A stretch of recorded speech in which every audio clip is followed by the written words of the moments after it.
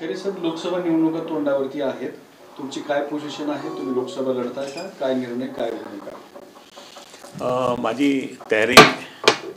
माझी तयारी भरपूर आहे.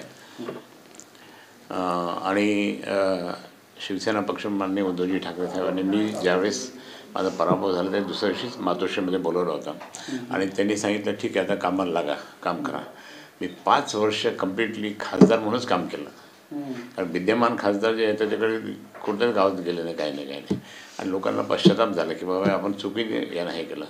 आणि त्या दृष्टिकोनातून माझ्याकडं आज आहे सगळीकडं मी पक्षाचं काम केलं, लोकांचं काम केलं. त्याच्यानंतर जे काही शेतकऱ्यांचे बाकी इतर लोकांचे प्रश्न जे होते ते प्रश्न मी सोडवत गेलो.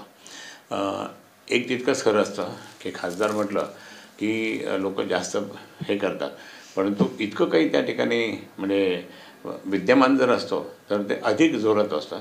पण विद्यमान नसलं तरी मला लोक मानतात. मी 20 वर्ष खासदार होतो, 10 वर्ष मी आमदार आणि 5 वर्ष मी त्यात पालकमंत्री पण होतो या जिल्ह्यात. त्यामुळे मला लोक रिस्पेक्ट करतात.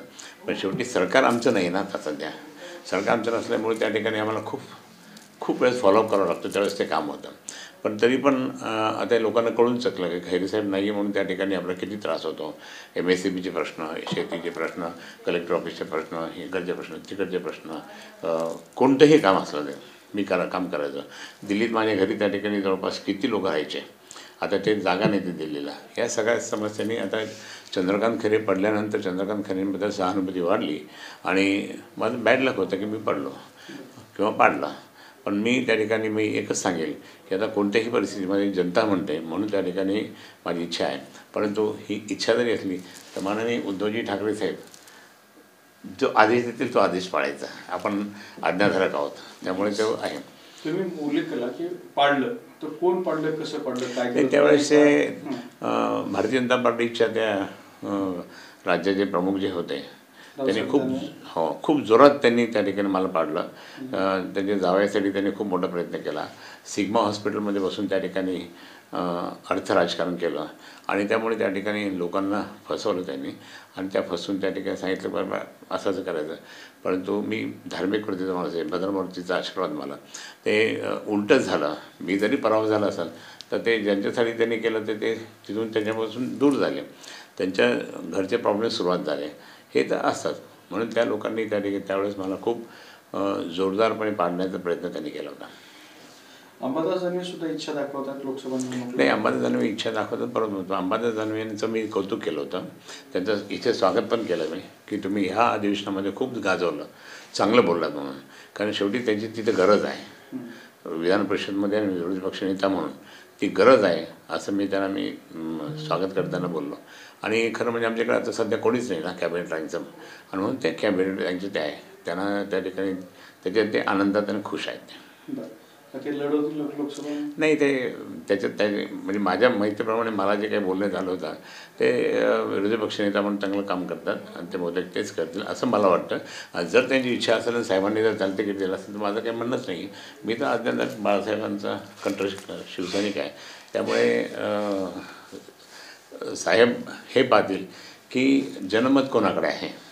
आता जनमत मी इथे असं फक्त उभं राहिलो तर लोक जमवतात आणि ते म्हणतात नाही तुम्हीच पाहिजे, तुम्हीच लोकसभेमध्ये खासदार पाहिजे. असं लोक मला अनेक जण दिवसातून 100 लोक मला भेटतात आणि बोलतात. विधान मला खूप कठीण असतं आणि आपल्याला खूप प्रयत्न करावा लागेल. ते म्हणतात नाही तुमच्यासाठी काय. शिवसेना प्रमुख माननीय बाळासाहेब ठाकरेंकडे असंच एकदा बसलं होतं मी, तर त्यांनी हे सांगितलं स्पष्टपणे की काही जरी झालं तरी आपल्या नशिबात जे असेल ते होतं. मला तुला मंत्रिपद नाही द्यायचं, पण प्रत्यक्षात काय मंत्रिपद द्यायचं नाही, पण तुझ्या नशिबात जर असेल तर ते कुठूनही काही होऊन ते मला द्यावं लागतं. म्हणजे नशीब महत्त्वाचं आहे.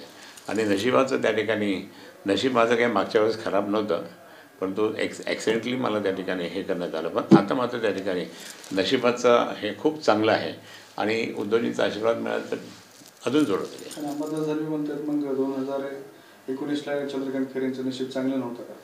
नाही, त्यावेळेस मी तर पडल्या मला पाडल्यानंतर मी काय म्हणलं बॅड लक माझं बॅड लक. कारण ते शेवटी एक मताने विजय हो का 100 मताने विजय हो, काही जर झालं तर ज्याचा विजय होता तो विजयच असतो आणि जो पराभव झाला तो पराभव झाला, तसं काही हे नाही आहे. पण त्याचं नाही, मी त्यावेळेसच म्हटलं ना, सगळ्यात पहिलेच मी म्हटलं माझं बॅड लक.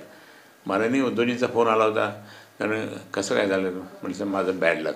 पण ते म्हणजे ठीक आहे उद्या तुम्ही मातोश्रीत या. मग आलो आणि त्या दिवशीपासून त्यांनी कामाला लावलं. तुम्ही 5 वर्ष कंटिन्युअसली मी खासदार म्हणून काम केलेलं आहे आणि लोकांच्या मनामध्ये आहे आणि काम करतो म्हणून लोकांची इच्छा आहे की बाबा तुम्हीच हे करा. आता हे राजकारण जे झालं आणि एकनिष्ठ आहे, मी एकनिष्ठ आहे, कुठे इकडे तिकडे गेलो नाही. किंवा माझ्या इथले हे 5 आमदार फुटले तरी त्या ठिकाणी 5 आमदारांच्या जागी आमचे जे कार्यकर्ते पदाधिकारी फुटू दिले नाही, त्यांना एकत्रच ठेवलं.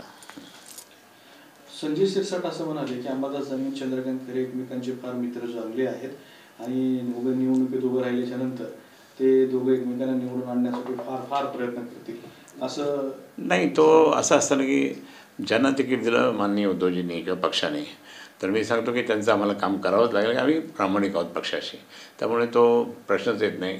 एकनिष्ठपणा आमच्यामध्ये जो आहे तो आमच्या सगळ्या कार्यकर्त्यांचा अर्थ असा होता की तुम्ही अंबादास आणि अंबादास आणि तुम्हाला निवडून आणण्याऐवजी पाडण्याचाच प्रयत्न करा. नाही, तसंही तर होत नाही. आता आजकालची परिस्थिती वेगळी आहे.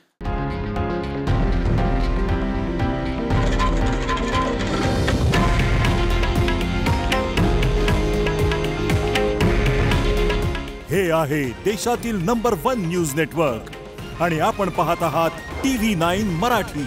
काळजी तुमची, हित महाराष्ट्राचं.